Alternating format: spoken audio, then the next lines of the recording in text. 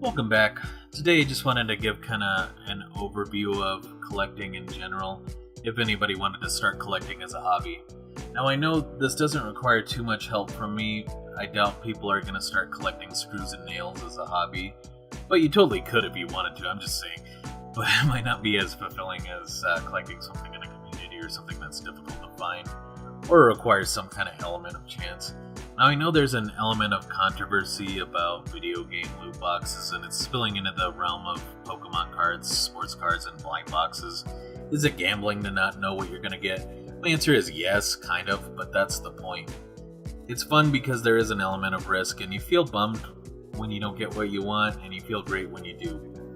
But then it goes into this slippery slope conversation where people say, so it's teaching kids to gamble, and so it's basically Pokemon cards are the same things as casinos, to which I say, not really.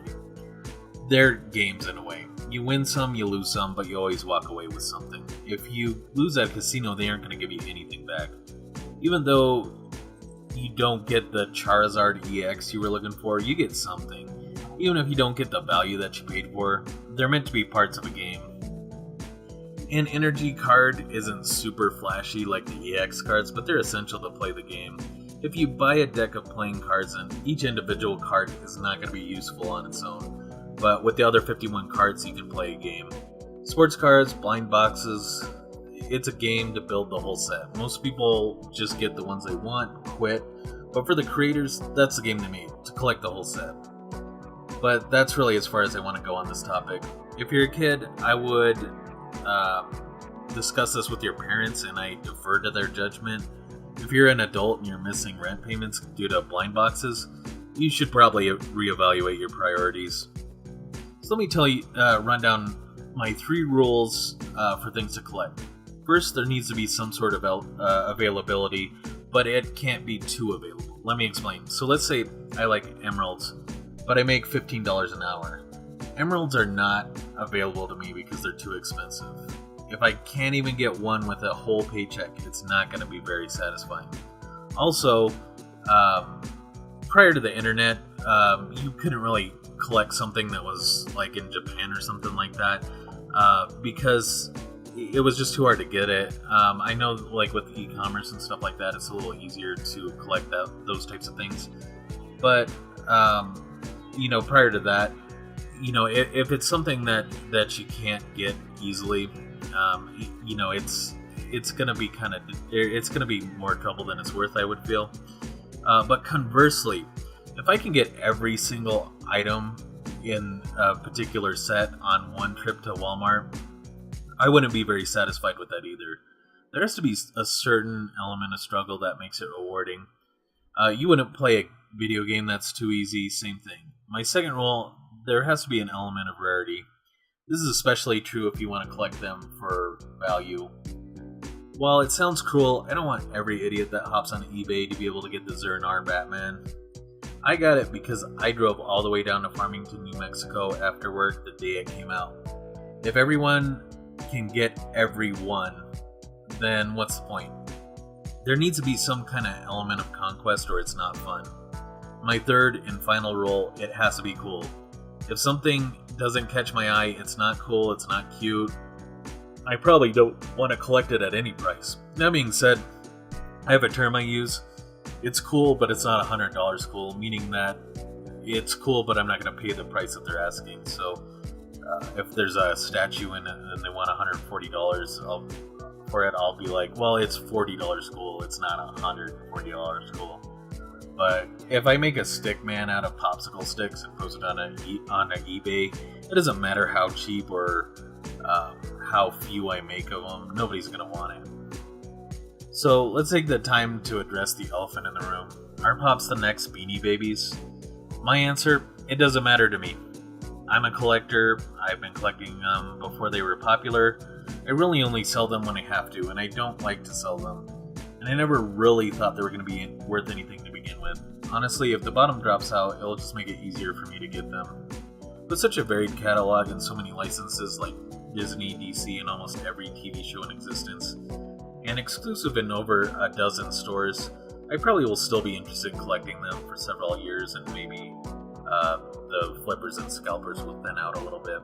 Truth be told, very few things remain popular for more than a few years.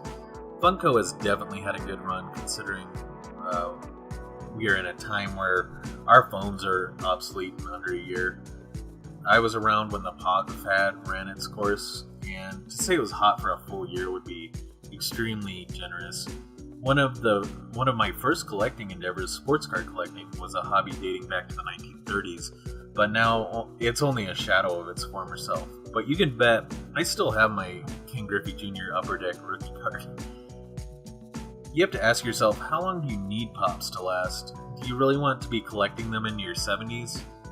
I mean, there are certain ones that kind of withstand the test of time, like Legos and stuff like that, but they're pretty few and far between. I think that, like in 30 years from now, I think that you're probably not going to be as interested in them. I would imagine. I'm not trying to be a jerk or preachy. I'm just trying to make a point. Don't just collect something because it's valuable. Collect it because you like it.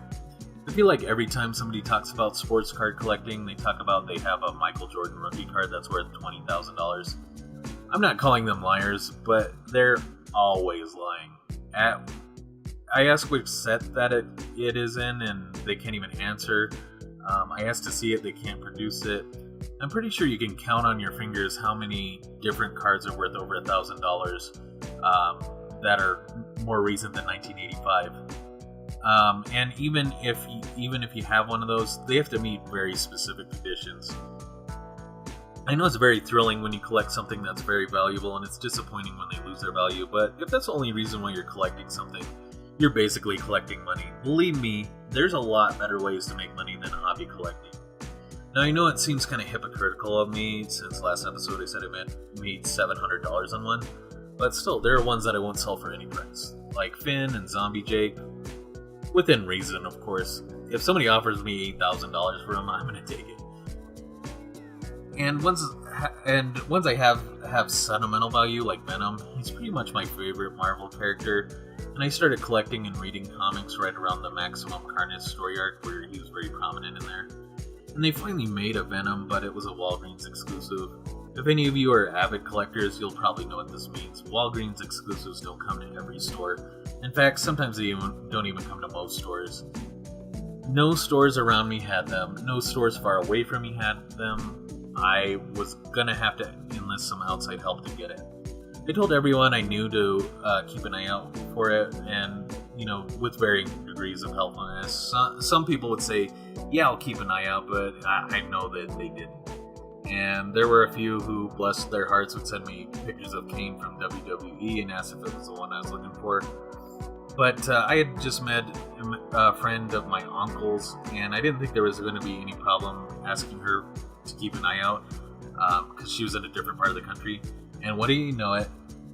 That's where all the Venoms were piling up, at some Walgreens in Lubbock, Texas. And that's where she was. So she got me one and got it for me for my birthday. So it has a lot of sentimental value. The first time somebody found me one, I couldn't find. Now I do get these a lot as gifts as well, and I won't part with those either, but this was one of my favorite characters, given to me by somebody who didn't even know me very well and really had no reason to hunt down that one for me. It's just really special. And then there's the Juggernaut, my white whale. He was also a Walgreens exclusive. The Juggernaut is probably my all-time favorite X-Men villain. In fact, in Marvel vs. Capcom 2, my team was Venom, Juggernaut, and then whoever I needed to beat the game with. So it makes sense that, of course, the Juggernaut was also impossible to find. What I went through to get Juggernaut makes Venom look like a cakewalk. For almost an entire calendar year, I was checking every Tuesday at the Walgreens in my town. Every time I was in another town, I'd check their Walgreens. At a certain point, I was determined to actually find it on the shelves and buy it on the shelf. And then on October 14th, 2017, I finally found him. There's no way he will ever be worth the hell that I went through to get him. I'm just saying, though, that's what it's all about. A labor of love. And my Juggernaut sits on my shelf like a trophy. Now, I know a lot of people are thinking, forget that. But you don't have to go to those extremes. Get as much or as little out of it as you want. I'm just saying, it's kind of a rush to finally get the one that you've been looking for so long. I feel like in this instant internet age, we've kind of moved away from that thrill, trying to be patient and just trying again. And it's something that you can only get by being patient and being persistent also. Of course, I suppose I could have dropped $50 and gotten them online, but I made a rule for myself that I wouldn't. I was going to find them on the shelf, and I suggest you set up rules for yourself so you don't overindulge yourself, especially if you start collecting Funko Pops. You'll go bankrupt if you try to get all of them. My rule is I only buy exclusives, but admittedly I do break my rule occasionally if I don't think they will ever make exclusives. For example, I love Witcher 3, but it wasn't popular enough to get a very wide release. My friend's dad started collecting souvenir spoons from places he'd been to, and he'd only collect one per state. Having rules like this will help you from not getting carried away. And believe me, I realize I'm definitely not an authority on not getting carried away, but I do have some restraint. Well, anyway, I think that's all the time I really want to spend on this topic, so thanks for watching, and I hope to see you all Thursday.